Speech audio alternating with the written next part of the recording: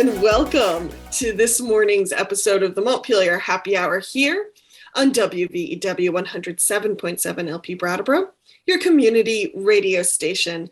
I'm your host, Olga Peters, and this is the show where we talk about how everything in Montpelier shakes out for the rest of us. And today, I am so excited, of course, regular contributor Emily Kornheiser, who's one of 3 reps from the town of Brattleboro, has joined us today. But we're also being joined by Christine Hallquist, who is the executive director of the Vermont Community Broadband Board, also known as VCBB, which is a 5-member board created as part of the Legislation Act 71. And this board supports the work of communication union districts, or CUDs. And if you have internet at home, which you probably do if you're watching us right now, you're probably like, what are all those things, all those acronyms? What do they mean?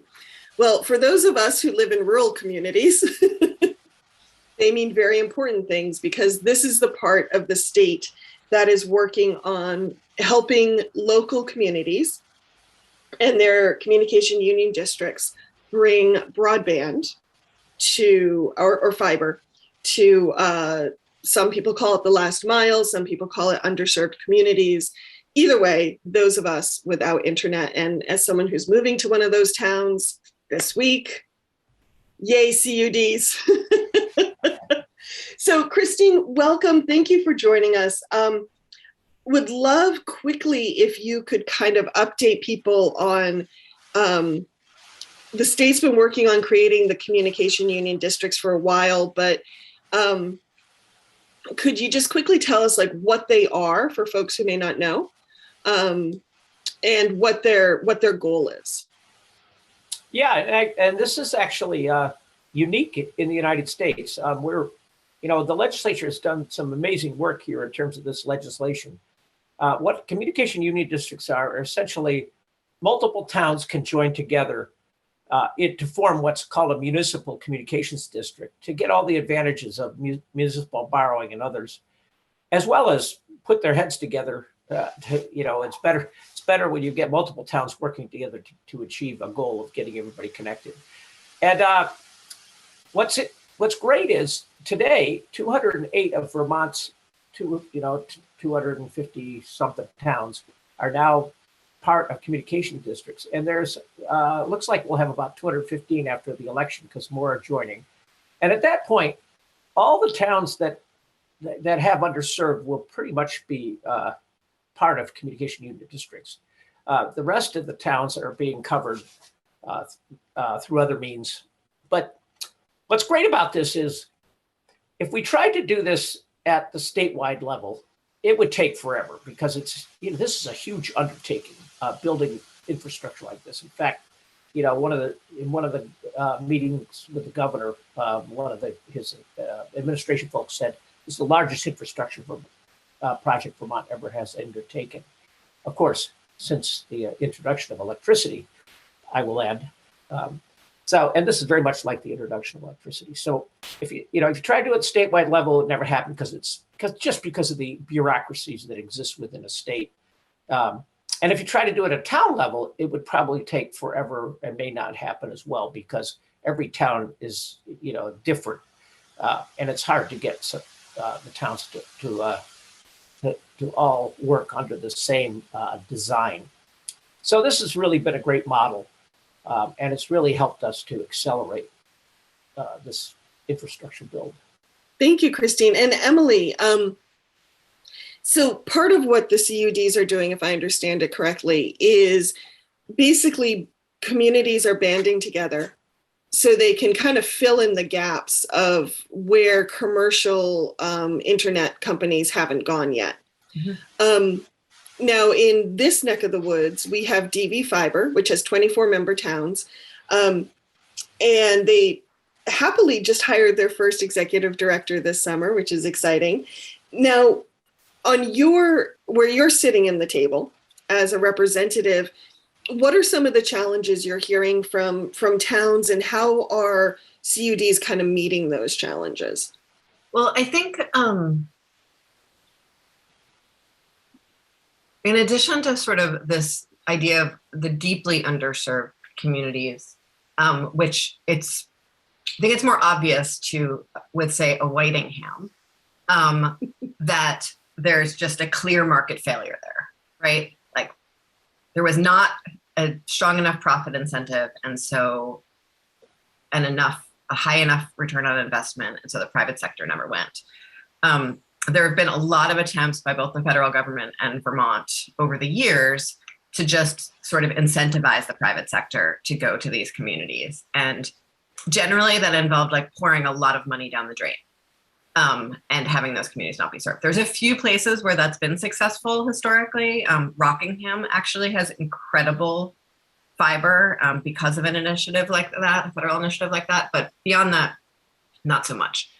And then in communities that are lightly served, I'll say, which my area of Brattleboro, sort of the rural West Brattleboro area of Brattleboro, and a lot of other towns in Vermont Dummerston, are it's one of those two. served, which I know is not the technical term. I'm sure there's a technical term for it. But what that means is that we are subject to a monopoly market that Vermont has absolutely no ability to hold accountable or to regulate, because the feds have put in place some fairly strong controls driven by the telecommunications private sector to restrict state governments from doing any regulatory work with these corporations. And so when I have constituents call me on the very regular about really horrific conditions that they're experiencing with this business that they're giving their money to, I can't do anything at all because we have no regulatory control. Mm-hmm. And so in addition to sort of serving the last mile, like Whitingham, the edges of Whitingham, this is also an opportunity to provide Vermonters with an alternative that is built by their communities and that is able to be regulated at the state level, which is really pretty incredible. This mechanism of the municipality, the Communications Union District, is something that we actually use pretty regularly in Vermont law. So school districts are considered municipalities in the same sort of technical way. Waste districts are as well, aren't they? Yes, exactly. Yep. We have waste districts are also considered municipalities. And so it's this sort of structure of governance that is made up by member towns that, like Christine said, has sort of bonding ability and debt ability and all kinds of other things. And so this is really just like such an incredible opportunity for like Vermonters to take the challenge by the horns, solve it. It's been driven up until this point by some really just like incredibly dynamic volunteers who have just gone, full speed ahead. And now we've been able to put the resources on the table for these communications union districts for them to start to hire, full-time staff. We've been lucky enough to have Christine join the board as director in order to really move these things along. And so that's a real, the switch to the professionalization of this work while still maintaining community ownership is a really huge opportunity. I'm really hopeful. The Deerfield Valley Communications Union District serves really like all of southern Windham County. So Brattleboro is part of it as well for people who are listening. That sort of started in the Wilmington area. Yeah. Let me before we go, yes. I want to parse a couple things apart that Emily has discussed, just to really get folks to understand. First, if you look at the underserved areas of Vermont today, there's just not a business case for it. So if you look at what we average in the areas we're looking at today are eight passings per mile. So it's, even if you fully fund this with grants, you've still got a very marginal business case. What we show is that anytime you get less than four paying customers per mile, even if you gave the network away, it couldn't support the operation and maintenance costs. So we have this really challenge between affordability and getting these people served. And our first goal is to get the folks served. So if we look at 8 passings per mile, you need to have at least half of those customers take the service and be able to pay. So it's still a very marginal business case, and that's where we have to be very careful in how we move forward with these business cases. Mm-hmm. And then the other part is I want to talk about performance. Performance. One of the things we have, I'm a very active member of the State Broadband Leaders Network, of working with the National Telecommunications Infrastructure Administration as well as the Federal Communications Commission. And one of the things a group of us are pushing is and I think Emily, I'm so glad you brought up the point about regulation. I was the CEO of an electric utility, and I will tell you from a power restoration standpoint, telecommunications is even more important than electricity today. Yet we don't regulate it, and we don't even have the authority, even if we haven't solved the regulation problem, because the FCC does not give us the authority to do ongoing performance monitoring at an address level. So, this is the way things work with FCC is the telecom providers self-report, and that self-reporting is laden with a lot of errors, of course. It's kind of like having the fox watch the hen house, right? And then on top of that, you could take, I'm going to make the statement that if it's not fiber, it's not broadband, period. And I won't get into the physics here, but but I'm going to use wireless as an example. Okay. You could take a test during stick season, which is right now after the leaves fall off the tree, and get a very nice signal going to the customer, and say you've got 100 by 100 performance, 100 megabits up, 100 megabits down. But then as soon as the leaves get on the tree, it goes away. So this is still an issue that's important to keep working and keep focused on. Is Christine, our listeners a lot of our listeners are down here in Windham County, where it is not stick season yet. We are still in foliage. And I will tell you, the wet leaves, which is what we are pretty much experiencing all through this area right now, is the very worst we can have for. So that's great you talk about that, Emily, because this is classic, right?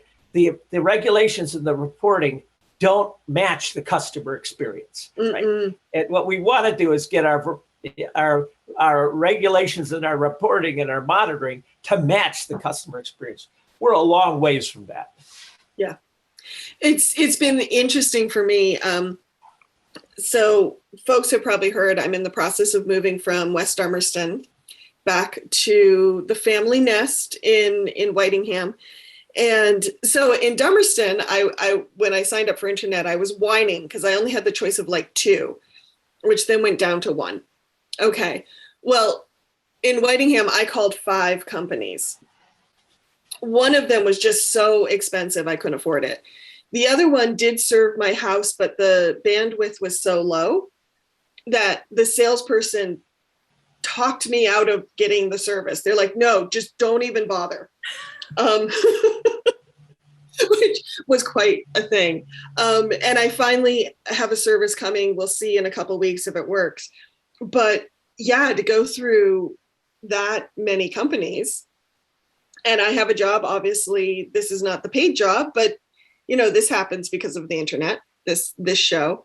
A lot of my remote work happens from the internet. And I was sitting there going like, wonder how I'm going to do my work. And I had just kind of assumed it wouldn't be that. I knew it would be hard to find internet in Whitingham. I didn't know it was going to be that hard. And it's not just doing your work that matters. It's, most phones, the copper lines of landlines are not maintained in our communities anymore. And so most people's access to even phone service comes through the internet. And that's how they call 911 when they need to, right? Mm-hmm. That's how you get your electricity, like all of it. That's safety lies on this service. Let me just add to why fiber is the answer. What you just described, Emily, I'll go into the physics standpoint. With copper, the copper is essentially rotting in the ground. That's what copper does. Copper interacts with the soils and it rots over time. It takes a long time, but we're clearly beyond the end of life of our copper infrastructure. And cable systems also, because they're mechanical and metals, they use metals, copper and aluminum and others. for the conductivity, they degrade over time. Fiber does not degrade over time because it's glass. Really? I didn't know that. Really? Yeah. Oh, I didn't know that either. Glass and it's fused.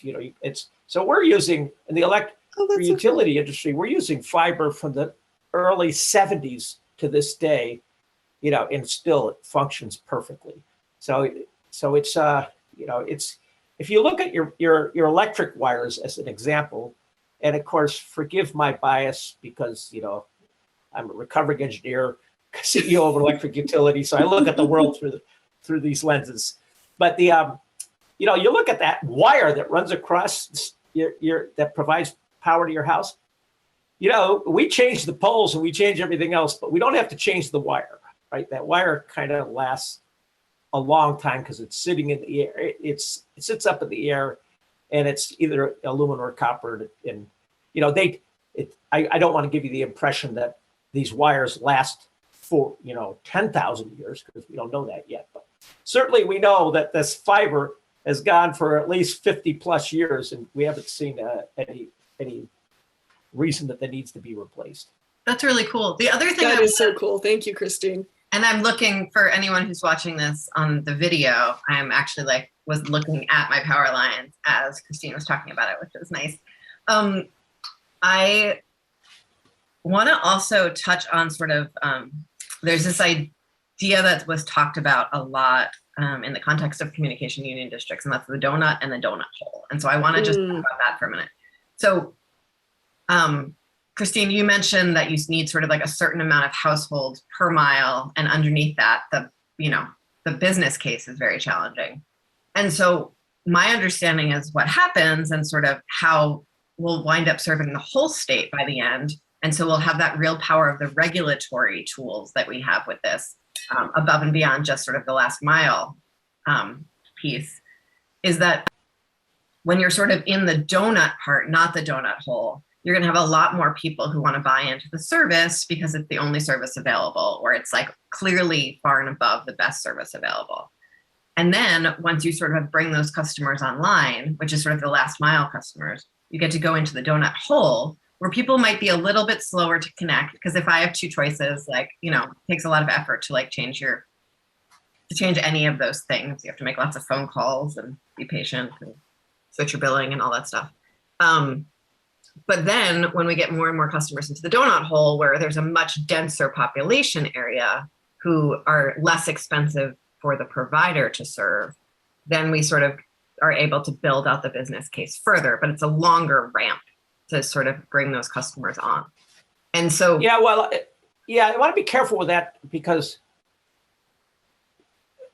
what's happening here, I believe that in the next 5 years, all Vermonters are going to get to fiber optic internet, because if you're on a cable system today or on wireless, and I can't talk about who the providers are, but the providers are going to come there and overbuild with fiber, because fiber is the least expensive from a long-term investment. So the private carriers, once you're over 20 passings per mile, they're going to replace all that system anyway.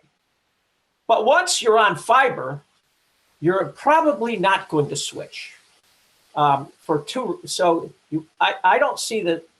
do not see the CUDs improving their business case, because the problem with I don't even know if we have time to go into the complexity of all the issues, but I'll use one telecom provider as an example.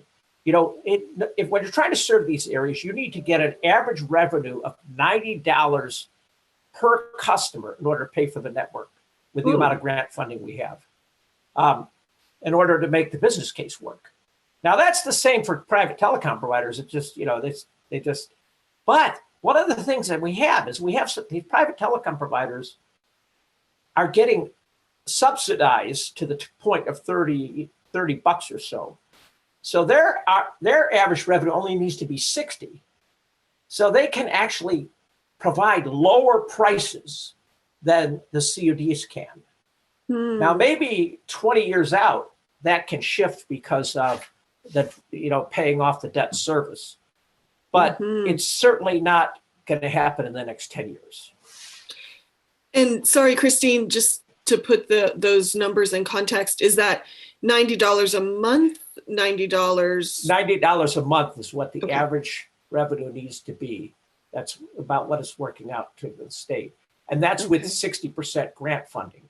If we get to 100% grant funding, we could drive that down probably to about $70. Oh, but it's not going to go below Interesting. $70. What's that? It's not going to go below $70.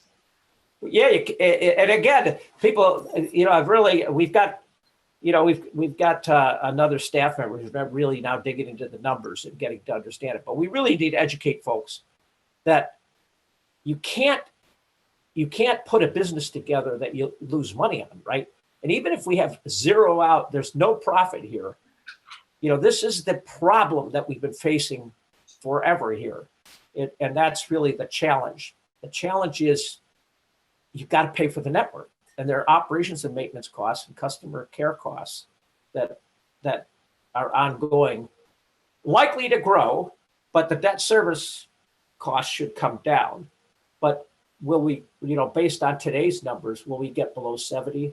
We can't, because then you start losing money every month. And so the mediocre service provision for low-income folks that some of the larger corporations provide, that I think grew a little bit during the early phases of the pandemic.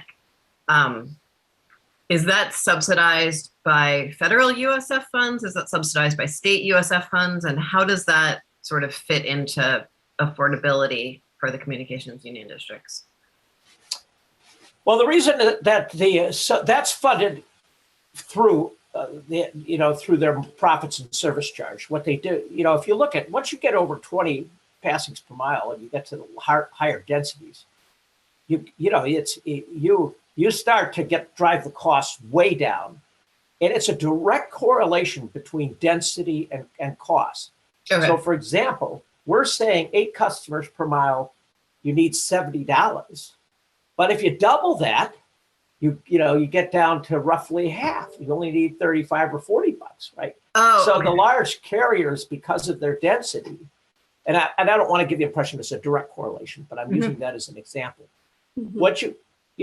So because they have the density, they're able to offer lower costs, and no matter what you do, everything we pay is socialized, right? So you socialize, their costs are socialized, meaning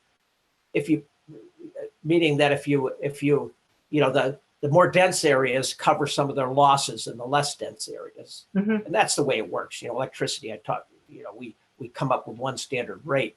When I was the CEO of Vermont Electric Co-op, the Heinsberg area had 40 passings, 40 paying customers per mile. And up in the Northeast Kingdom, it was 3 or 4. And I remember one meeting with some folks, I won't say what town, but a wealthy town saying, "Oh, just spend $5 million here." No, because now we have to think about those people up in the Northeast Kingdom. It is all about how we socialize these costs. Interesting. So just as a time check, and we have just about 4 minutes before the end of this first half. And I just have to laugh because I don't know if this was true for you, Christine or Emily, but you guys started to freeze and I got your internet is unstable message from Zoom. And it's like, without fail, when we talk about internet on this show, something goes wonky. Yeah, of course. So I don't know if the internet bots are listening or what. But we still scored 100 on funky internet during an internet conversation. Emily, what do you think as we go into our break? What do you think is key for listeners to understand right now? Well, I think we've really sort of explored what will need to happen to bring prices down to be possible for Vermonters. I think we've talked a lot about both the promise in terms of good service and sort of a strong regulatory capacity, and how great it is to have communities banding together to do this themselves with some professional expertise. I think that's sort of a best practice for how Vermont could operate. And then after the break, I would love to talk a little bit about sort of like timeline and process and how this is sort of looking at parts of the state. Because one of the both opportunities and challenges in this Vermont style, each region does it themselves their own way, means that like sometimes it doesn't work as well in some places in the state than other places. And like, what does that mean in terms of like equal access across the state? So I'd love to talk about that more after the break. Fantastic. And Christine, any thoughts you want to leave listeners with before we hear from some underwriters? Oh, no, I think that Emily's got going in the exact correct direction. We got to talk about how fast we're to serve, what some of the challenges are, where the various CUDs are in terms of that timeline. That would be great. So wonderful. And but before we hear from underwriters, on the Vermont Community Broadband Board's website, is there a list of all the different CUDs? So if someone's wondering which one they belong to, they could look that up? Where can they find more info? Yep, they can go to they have to go to the Vermont Public Service Department website, and we're like the first thing that shows up there. But I also, the easiest thing is just, if you just Google, this is what I do. I just Google communication union districts. And since we're the only state in the country that has that, your first hit will be right to the site. Fantastic. Thank you, Christine. So everybody hang tight. The Montpelier Happy Hour will return after we hear from some of our underwriters here on WVEW 107.7 LP Brattleboro, your community radio station. We'll be right back. Great. Welcome back to the second half of the Montpelier Happy Hour here on WVEW 107.7 LP Brattleboro, your community radio station. If you're just joining us, I am your host, Olga Peters, and I'm speaking with Christine Hallquist, who is the executive director of the Vermont Community Broadband Board. I am also speaking with regular contributor, Emily Kornheiser. And Emily, what do we need to remind people of?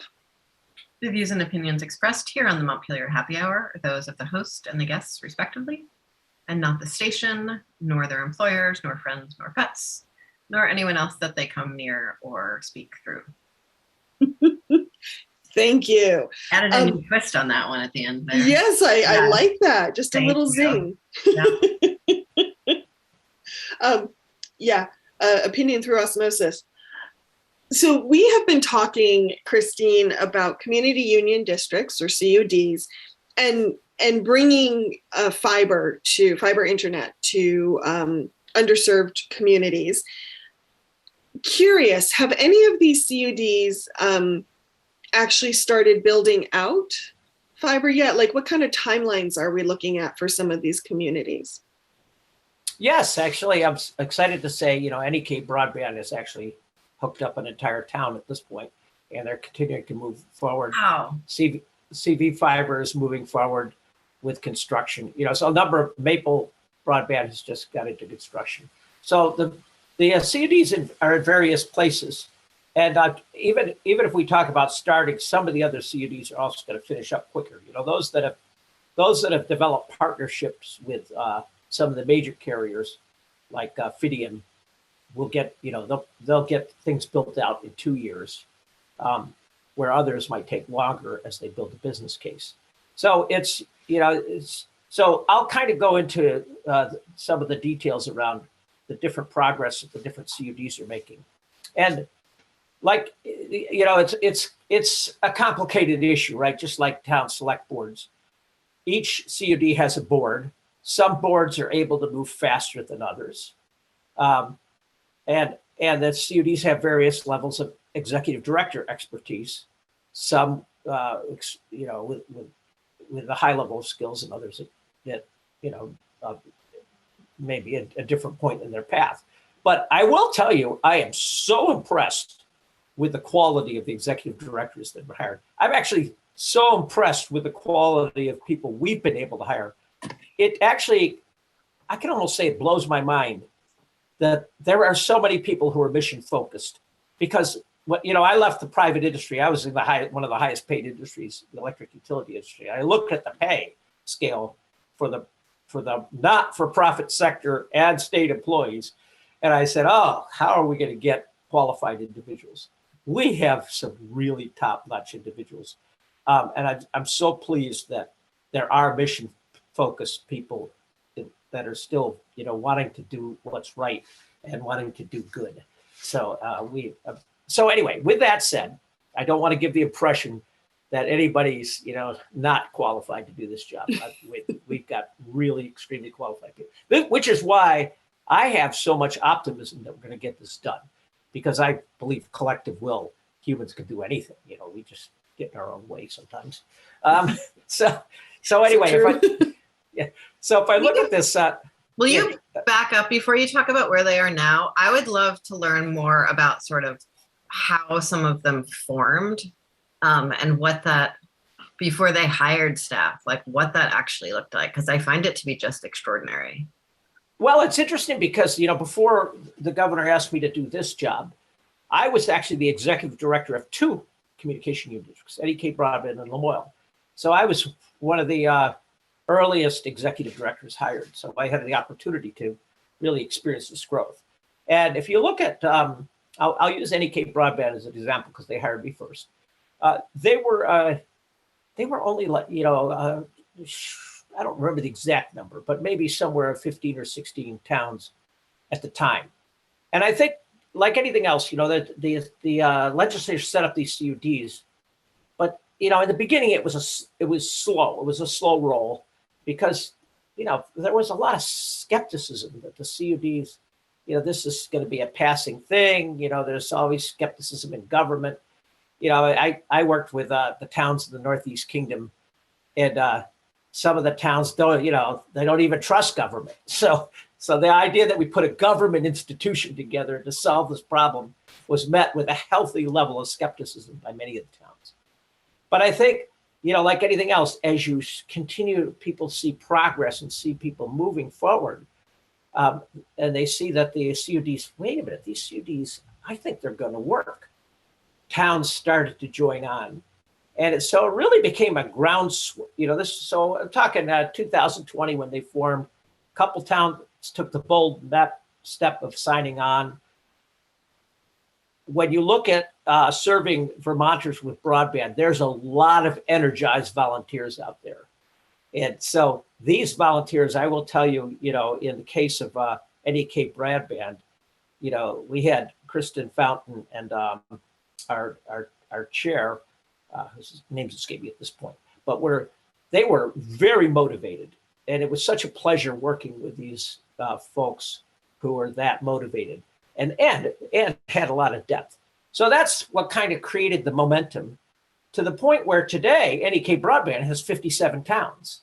And so it really in the last year, 2000, I would say 2000, late 2021, early 2022, that there was a groundswell of towns that signed on. And now we even have towns in Chittenden County that are looking to form in this next election. So the town has to take a vote. Each town has a primary and an alternate represented on the board. So you think about NEK Broadband, it has 57 people on its governing board. But it's a really nice model for how you can get community representation. There's over 400 volunteers working on CUDs throughout the state right now. And they're representing their towns and working very hard to get this done. So does that answer your question, Emily? Did I kind of give enough of the history? Yeah. I guess, so my memory of it happening down here is that various towns voted as a community to join the sort of collective communications unit district. They appointed members to serve, often folks from their select boards. Those folks got together. They did a lot of planning work. They did some preliminary business planning before your office was created, which was fairly recently. Both the public service department helped them, and then there was also a few nonprofits around the state that were helping them. So I know Corey, which is the organization that Matt Dunn founded, did a lot of technical assistance to communication unit districts. I know that down here, our Regional Development Corporation stepped in to do a little bit of technical assistance.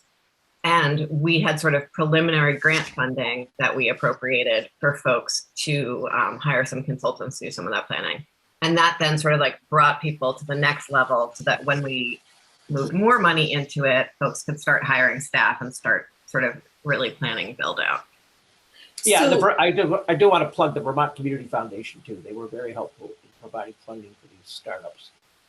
A number of the member towns, at least in DV fiber, I wouldn't be surprised if this is true across the state, actually started from, I think they were usually called internet committees. So at the town level, there was just volunteers working together saying, how do we solve this? And what impressed me about DV fiber is that it grew out of efforts that started even before CUDs were a thing. And that just amazes me at how long some people have been working at this. Yes, that's a great point. And, you know, CV Fiber, I remember during my gubernatorial run, I met with them back in 2018. They were a small group of committed folks trying to make this happen in central Vermont.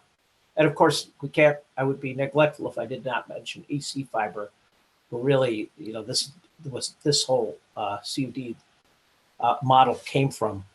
You know, they were, you know, over a decade ago, started banding together to build networks.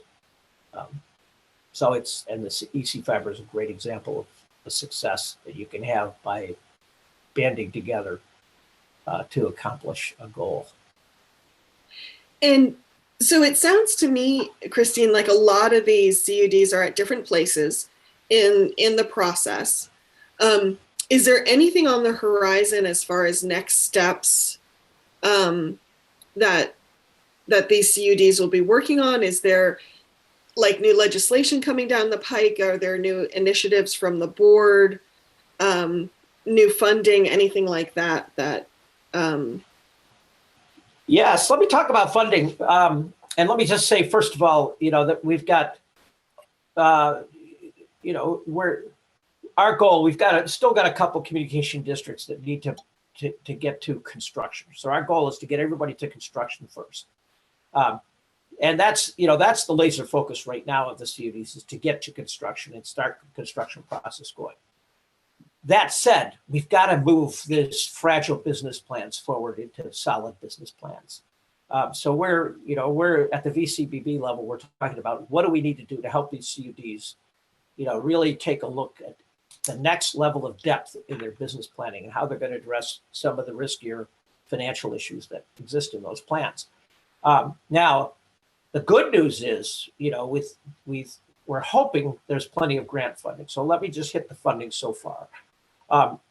You know, we estimate, you know, first of all, I'll say, I always want to say that, you know, if we wanted to build fiber to every address in Vermont through grant funds, it would be over $1.2 billion.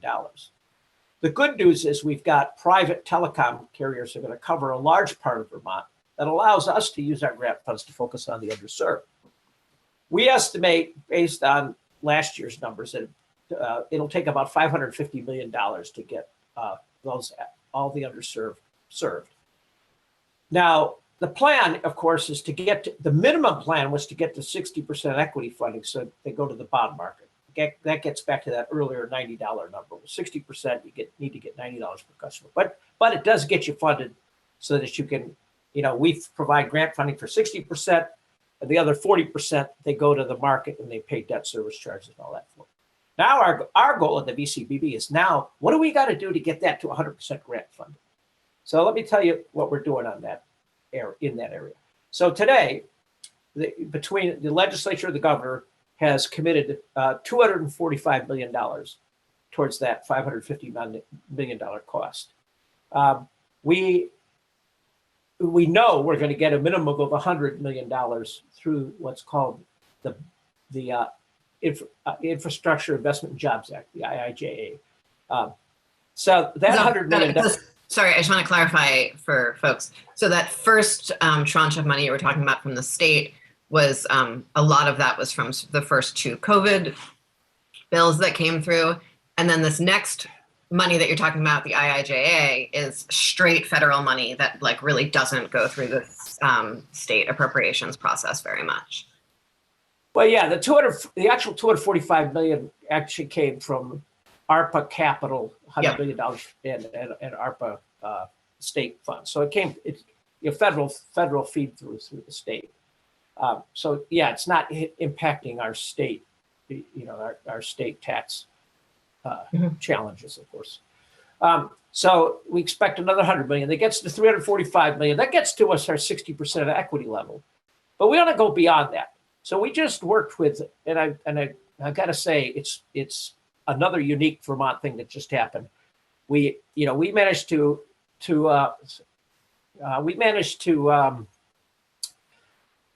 get the major telecom providers and the CUDs to cooperate together to submit a $114 million grant for a competitive middle mile program, and we're hopeful that we can get that additional funding. It's was that is that a USDA grant through the feds? It's through the NTIA, the National Telecommunications Information Administration. So that gets us, to 450 million, but we don't want to stop there. We want to try to get. So we're working. I can't say at this point, but we do think there's another opportunity for another 100 million. The reason I don't want to say it is because I don't want other people to be going after it. It's a competitive process.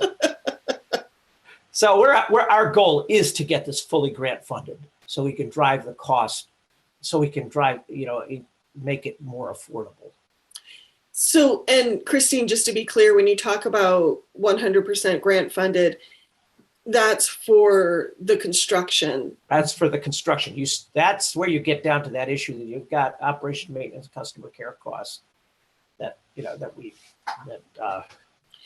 really become a challenge.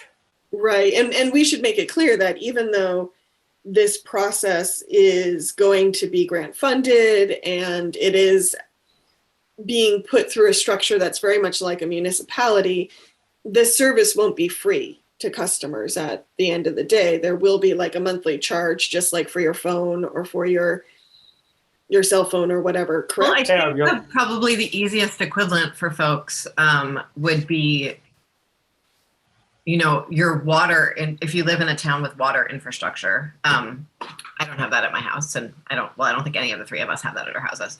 But lots of people in Vermont live somewhere with water infrastructure. And so the idea is that government funding funded that build out of that water infrastructure, but you're still paying a specific bill each month for the water that is coming to your house. It's a little different because you don't have a choice about a different water provider. But I think it's that combination of you have trust in government, there's bonding ability to build that out further if needed, but you're still paying for the service with a monthly bill. Great. Thank you for that clarification. Appreciate it. When you were talking, Christine, I had a question and it just went right out of my head. I'm glad that happens to you. I keep thinking it's age related for me, but that I like to believe that I did that when I was younger too. But here it is. I know we want to talk a little bit about some things that are happening at the national level, but before we do, I'd love to touch base with both you, Christine, and you, Emily. I do think it has been extraordinary how this CUD process went from a bunch of very committed volunteers to slowly becoming a much more focused, not regulated, but policy-driven, professionalized process. And I think there have been some bumps in the road, but it also seems very Vermont to me how we did that. Have either of you had a chance to kind of sit back and look at lessons learned about how this process grew and how we support maybe other processes like this or CUDs who are coming online now? Well, I'll just tell you, like anything else, I'm not sure I can talk about. I think things have gone, very well. But of course, at my career, I've seen so much happen, and that I'm comparing it to other things I've seen. This, I give this an A+. Can things have happened better? Of course they could, but boy, I'm giving this an A+. But I will say that we have to be careful, and that's my job, is to moderate expectations. One of the things that we have found so when I talk about the different speeds that the CUDs are operating at, the reason is because some of those CUDs have ideals that don't match reality. So we talk. It's so funny because I spent hours with the federal treasury trying to educate them on this issue. They talk about open access and competition. I'm like, holy cow, we're talking 8 passings per mile. Nobody's going to serve that area. You don't even talk about open access and competition. Let's talk about getting people served, right? So the CUDs that have been slower, because their boards are fighting over this issue, which if they understood the math and the numbers, they would not even discuss it. But that's the difference between the policy making and the boots on the ground reality. I always say math is the language of the universe. Let's all talk about the math, but not everybody likes to talk about it. I love that. I've been there's a few things that I've sort of noticed through this process. One is that the whole thing started in a lot of ways because there was one collection of communities in Vermont who, a decade ago started doing something innovative. And it was communities with really a tremendous amount of resources to innovate with, right? So it's really was like a collection of some of our wealthier towns in the state that came together to do this. And did it with very much, we have more worker co-ops and consumer co-ops in this state than I think anywhere else in the country. And so we really do have this cultural, I don't want to do the Vermont exceptionalism thing. I tend to stay away from that, but we really do have sort of an exceptional practice in Vermont of that sort of collaborative business model being a reasonable thing to think about. And so there was that local innovation, that local excitement in a very resource-rich area. And I don't want to discount that. It could not have happened in a community that was not as incredibly resource-rich as the communities that came together to do it the first time. And then once that was sort of successful, once it was piloted, we had policymakers who were able to see that this was successful. It's a fairly nonpartisan issue. I think there's a lot of places where we see market failure in meeting people's needs. And I think I have an easier time seeing those market failures than perhaps someone who's in a different place on the political spectrum than I am. But in the case of broadband, I think there's really it was such an extreme market failure in Vermont that I think it was really easy to see this is actually a place where government must intervene or we're never going to get somewhere. And we were able, there was even sort of the opportunity to test out, maybe we could just subsidize this for corporations and see that fail and fail spectacularly. And so there were all of these sort of opportunities over the last 15 years to both see what worked and to test out all of the possible other things that didn't work. And so we came into the sort of policy-making process around the communications union districts with pretty broad agreement about what would work and what wouldn't, because we had such clear and stark examples in Vermont. We had a few really sort of few legislators who were super clear and regular on that. We had a lot of community calls to have something happen, really sort of across income spectrums, which matters. And so I think all of that coming together helped. It's also one of the interesting things. So, citizen legislature, no technical knowledge of anything. And so sometimes that can be very helpful because it keeps us from sort of getting too into the interfering weeds, right? With things like, say, schools, everyone sort of touched a school at some point. So all legislators feel like they know everything about schools, right? Whereas with something super complicated, especially with an older legislator, people are like, I don't know what the internets are. And so it makes it a little easier for us to sort of trust technical expertise when we have some of those policy conversations. there were certainly like some bumps along the road around being technology agnostic, what speed was reasonable to ask for, what future planning looked like. I think, Christine, you were like a very clear voice through a lot of that process. We also had the opportunity of like, you know, a large gubernatorial campaign to be talking about this on the regular. I mean, it was like a part of your platform in a way that a lot of issues aren't usually.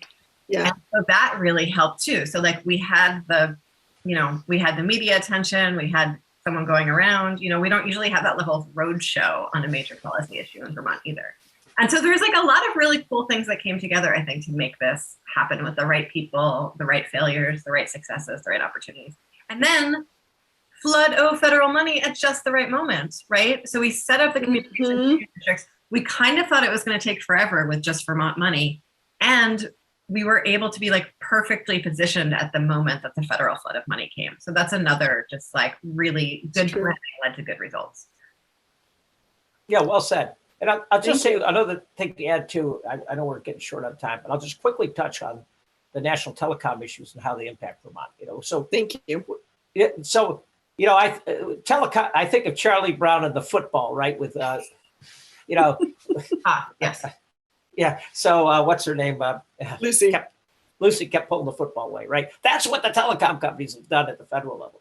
You know, if you look at the National Telecom Act, 1996, I think it was. They promised if we just deregulate it, we'll get everybody covered.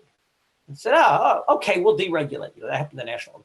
Then in 2004, they kind of said, well, you're not doing it yet. Oh, just give us more time. Just give us more time, right? So it took a while to figure out that, you know, for folks in a nonpartisan way to come to what Emily was talking about, to that market failure. You know, it took, because of the intense lobbying, and that intense lobbying continues to this day at the federal level. The good news is we have the State Broadband Leaders Network that, you know, we've now created some power to fight them. And that's one of my personal top priorities, is to be part of that fight, to not let the telecom providers, you know, sink this effort. Well, thank you, Christine. That is unfortunately all the time we have today for today's show. But I'm sure we will be talking about CUDs and rural internet again, because it is such a big topic here in Vermont. So Christine Hallquist, Executive Director of the Vermont Community Broadband Board, thank you so much for joining us today. If people want to find more information, or if there's any websites out there that you think are really good at explaining this issue further, any you would like to suggest? Oh, yes. I think the NTIA, the National, just NTIA.org, I think it is. But anyway, just Google National Telecommunications Information Administration. I think they're doing a marvelous job in terms of working these issues. And there's a lot of information on the website. Fantastic. Thank you. Emily, if people need to find more information on you.